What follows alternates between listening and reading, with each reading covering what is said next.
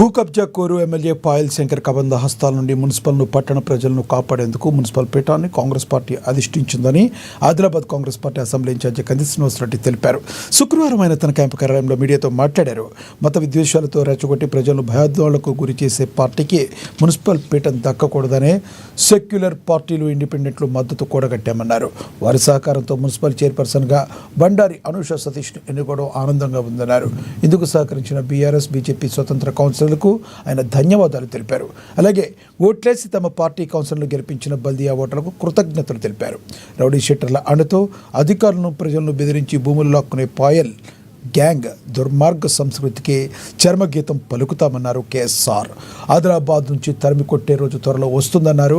నూతనంగా ఎన్నికైన చైర్పర్సన్ బండారి అనూష సతీష్పై తనకు పూర్తి విశ్వాసం ఉందన్నారు. ఆదిలాబాద్ను క్లీన్ అండ్ గ్రీన్ టౌన్గా అభివృద్ధి చేస్తుందని, దోమలు లేని పట్టణంగా తీర్చిదిద్దుతారన్నారు. తనకు ఆడబిడ్డలు లేరని అనూషను సొంత చెల్లిగా భావిస్తున్నానని, ఆమె ఎన్నికవటం తనకు ఎంతో ఆనందంగా ఉందన్నారు. ప్రజల ఆశీర్వాదంతో అత్యధిక ఓట్లు పొందినట్టుగా తెలిపారు. గత పార్లమెంట్ ఎన్నికల్లో సమయంలోనూ కాంగ్రెస్ ఓట్ షేర్ గణనీయంగా పెరిగిందన్నారు. రానున్న అసెంబ్లీ ఎన్నికల సమయానికల్లా కాంగ్రెస్ పార్టీ ఆదిలాబాద్ నియోజకవర్గంలో ఇంకా బలీయమైన శక్తిగా ఎదుగుతుందని ఆయన ఆశాభావం వ్యక్తం చేశారు. కాంగ్రెస్ పార్టీ నాయకులను, కార్యకర్తలను కంటికి రెప్పలా కాపాడుకుంటామన్నారు. పార్టీ కోసం కష్టపడే ప్రతి కార్యకర్తకు తగిన గుర్తింపు ఉంటుందన్నారు కేఎస్ఆర్. మళ్ళీ మరోమారు రాష్ట్రంలో రేవంత్ రెడ్డిని సీఎం చేయడం అంటూ కేంద్రంలో రాహుల్ గాంధీని పీఎంగా చూడటం తమ యొక్క లక్ష్యమని తెలిపారు కంది శ్రీనివాసరెడ్డి. ఎంఐఎం పార్టీకి అలాగే మద్దతుగా నిలిచినటువంటి బీఆర్ఎస్ పార్టీకి కూడా మా కృతజ్ఞతలు తెలియజేస్తా ఉన్నాం. ఈరోజు పాయల్ శంకర్ అనేటువంటి ఒక కబ్జాకోరుడు భూముల కబ్జాలు, నాలాల కబ్జాలు, ఇండ్ల కబ్జాలు, ప్లాట్ల కబ్జాలు, పాయల్ శంకర్ అంటే చిన్న పిల్లర్ని అడిగినా కూడా భూముల కబ్జాదారుడు ఎవరు అనంటే పాయల్ శంకర్ పేరే చెప్తున్నారు. అటువంటి భూ కబ్జాకోరుడి చేతికి, భూ బకాసూరుడి చేతికి ఆదిలాబాద్ పట్టణం చైర్మన్ దక్కకూడదు. దక్కితే గనక పాయల్ శంకర్ అనేటోడు ఇళ్లల్లో ఆడవాళ్ళ మంగళసూత్రాలు కూడా మిగలనీయడన్నటువంటి ఒక భయం ఆవహించింది. పట్టణ ప్రజలందరూ కూడా ఇప్పటికే పాయల్ గ్యాంగ్ తోని, పాయల్ శంకర్ నడిపిస్తున్నటువంటి గ్యాంగ్ తోని ప్రజలు భయభ్రాంతులకు గురవుతున్నారు. ఎక్కడంటే అక్కడే పాయల్ శంకర్ కళ్ళు పార్టీలు పెట్టుడు, మందు పార్టీలు పెట్టుడు, వాళ్ళ కుటుంబం అంతా దావతులు తినిపించుడు, చిన్న చిన్న పిల్లలకి దావతులు అలవాటు చేసుడు, కళ్ళు అలవాటు చేసుడు, కొట్టిపిచ్చుడు, తరిమి కొట్టుడు, రకరకాల రౌడీ షీటర్లను వేసుకొని ప్రజల్ని భయభ్రాంతులకు గురి చేసుడు, అధికారుల్ని బెదిరించుడు, ఎంఆర్ఓ స్థాయి లాంటి అధికారుల్ని బెదిరించి భూములు గుంజుకోవాలని ప్రయత్నం చేసుడు, ఇదంతా కూడా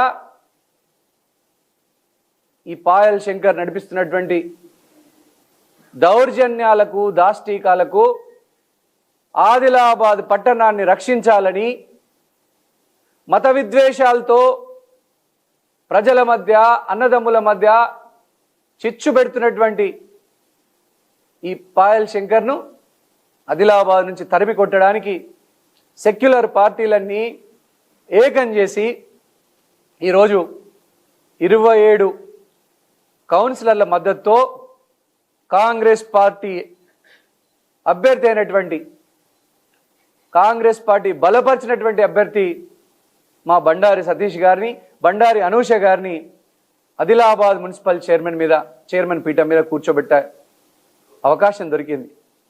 బండారి సతీష్ గారు ఎంతో సిన్సియర్గా పార్టీ పట్ల నిబద్ధతతోని గత 2 సంవత్సరాలతో నా చేయిలో చేయి వేసి నా వెంట నడిచి వచ్చినటువంటి బండారి సతీష్ గారు ఎప్పుడైనా ఆయన కమిట్మెంట్ని నేను చూసి నేనే ఆశ్చర్యపోయినా. కాంగ్రెస్ పార్టీ కోసం సర్వేలు చేసిండు, మంచి మంచి క్యాండిడేట్లు ఎవరున్నారో తీసుకువచ్చిండు.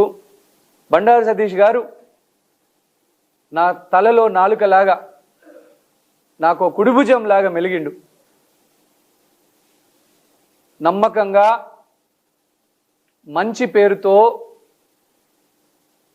కందిసీనన్న మనిషి అంటే బండారి సతీష్ గారి లాగానే ఉండాలి, కందిసీనన్నకి ఎప్పుడు కూడా చెడ్డ పేరు తీసుకురావద్దు, అవినీతి కానీ కరప్షన్లో కానీ వేలు పెట్టవద్దు,